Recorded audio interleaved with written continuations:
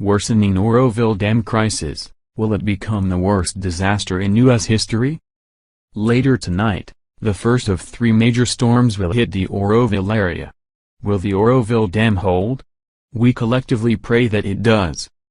During the present crisis, and largely due to the fact that Paul Preston and I were among the first to report on this, we have both attracted people, in an official capacity, who want the truth to be told, even if they must keep their names secret in the process.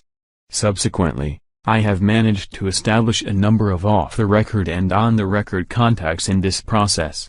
In this video, I am going to present 3 scenarios that are highly representative of the 3 major viewpoints of this crisis, which I am labeling the good, the bad and the ugly.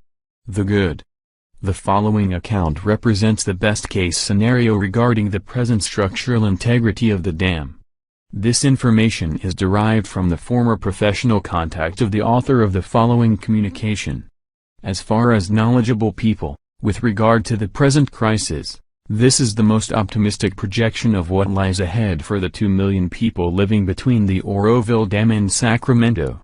Dave, thank you so much for your reports. My background: your report on Oroville Dam hits home for me. I lived in Oroville for about 7 years. I was the county executive director for the Department of Agriculture, Farm Service Agency for Butte County. Yes, this is huge rice-growing area and large acreage of nut and fruit orchards in the Yuba and Sutter counties, in harm's way if the dam breaks. Butte has huge orchard acres too, but is north of the dam, so they would not be affected. I worked with most of the farmers there and feel for them. I love our farmers and believe they are the back that is barely holding up our nation. And their backs are breaking under the load. U.S. younger guys who wanted to farm never got the chance since it took too much capital to get started. There are thousands of us that would love to replace our dads and grandparents on our farms, but it's almost impossible to make it work. I hold the government and corporate monopolies responsible for the dying of the American family farmer.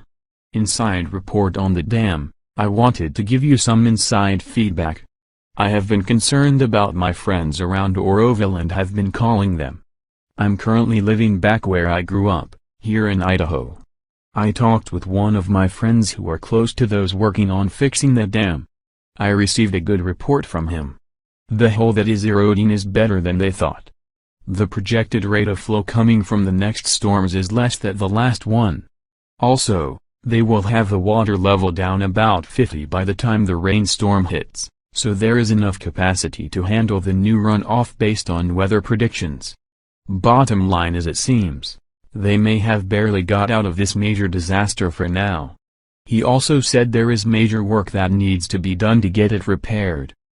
I think they are not out of the woods since there is a lot rainy season left, but maybe they will get through this without a failure. I agree that it would be wise to move to higher ground and assess after this week. I have relayed that to people I know down there. Also, he said there was some looting in Oroville right at first, but as of now no new looting.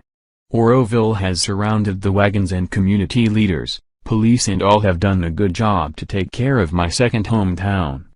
He said I would be proud of the way they pitched in and are getting through this. In spite the evil SEA leadership, good, hard-working, local normal people are holding back the evil. It causes me grief to hear how the lack of SEA state leadership has put millions of people in harm's way. I emailed your link to many of my contacts. Thank you again for your diligent research for the truth. Mark Moorer. Remember, I am charactering the previous account as representative of the most optimistic viewpoint with regard to the structural integrity of the dam.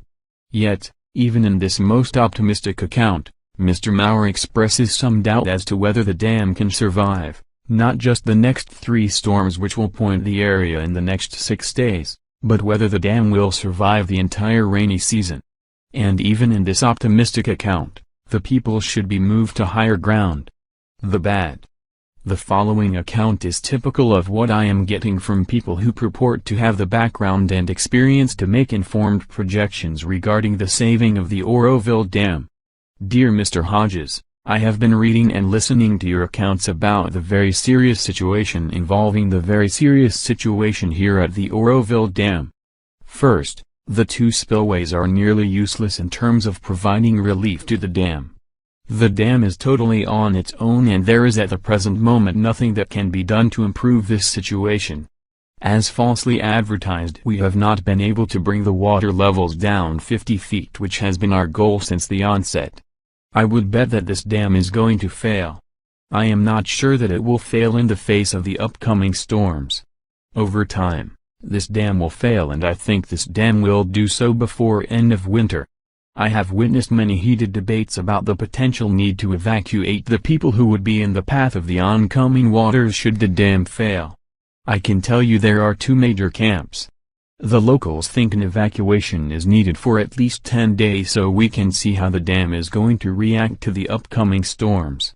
Brown's people from the water department disagree and think that we are overreacting. It is clear to us that the state organizations are protecting Brown's ass and the safety of the people be damned. Brown's people are replacing the locals and are making decisions which should be reserved for the local sheriff to make based on the reports we provide to him. Brown's people are now in the way of public safety.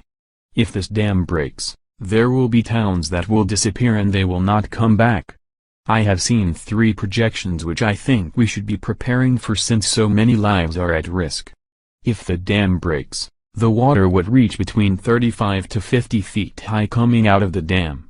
I have seen a computer scenario which states that the water would reach Sacramento in less than 2 hours. That is not enough time to evacuate. This has elements of the perfect storm because of the condition of the flood control elements in Sacramento, which is a disaster. We should have expanded the evacuation area and it should have included Sacramento.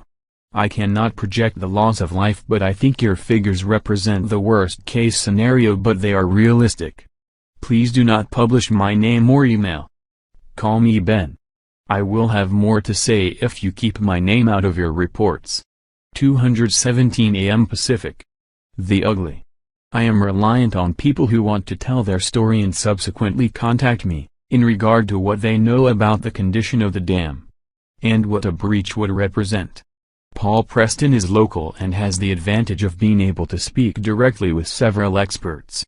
Based on this decided advantage, I conducted a brief interview with Paul based upon his personal observations and professional opinions of these with whom he has contact with.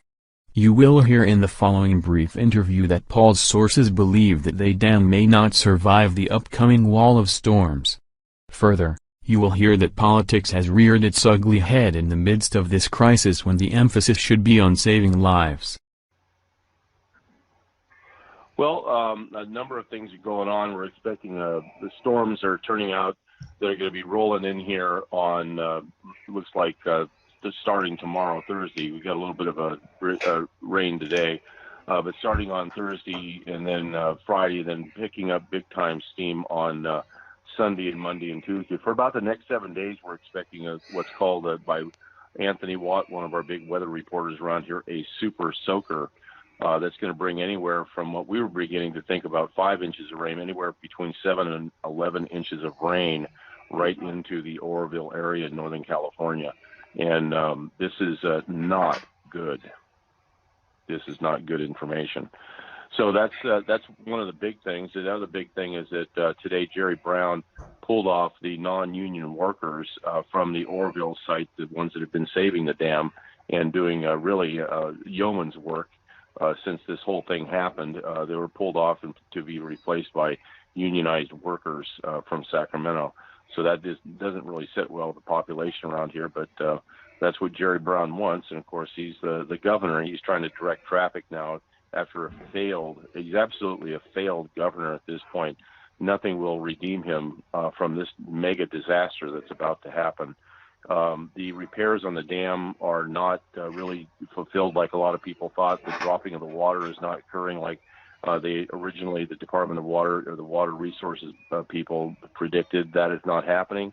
There's still going to be a lot of water that's going to be remaining behind the dam, and it's certainly putting pressure on the emergency spillway dam structure, which has been really suspect. But now we got another problem in that the main spillway is actually the concrete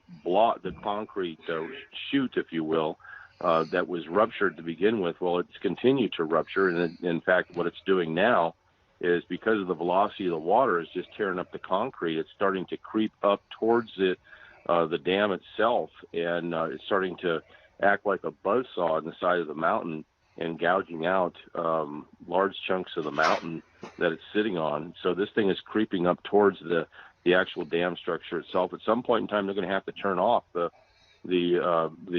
spillway there, because it will endanger the actual dam structure. So they've got a lot of problems. We've got more reports from people that are on the ground. One of the reports said today at 2:38 Pacific time from a source on the ground that they said that there's a 30% possibility right now, right today at that time at 2:38 p.m. Pacific, that there would be a significant failure of the emergency spillway dam. So they're sitting at 30% this afternoon, and nothing seemed to have gotten better by the time I got home and started making calls about 4 hours later.